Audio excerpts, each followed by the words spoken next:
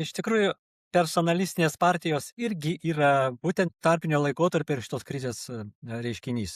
Ne todėl jos formuojasi, kad žmonės, sakykime, negali, nemoka ir tada atsiranda asmenybės. Priešingai, atskiri asmenys bando ištraukti tą politinį veiksmą per save. Ir todėl ir žmonės aplink, jeigu susitelkia, jisai gauna va tą personalistinę partiją. Judėjimą, partiją, rinkiminį komitetą ar ką, nesvarbu. Bet tai yra, kadangi politinės partijos neveiklios, vyksta taip.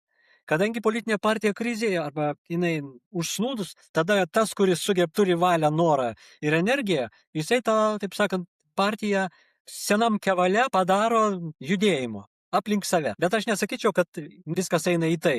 Aš manyčiau, kad tai yra to tarpinio laikotarpio arba tos pauzės suvokime, kas yra politinė partija pasiekmė.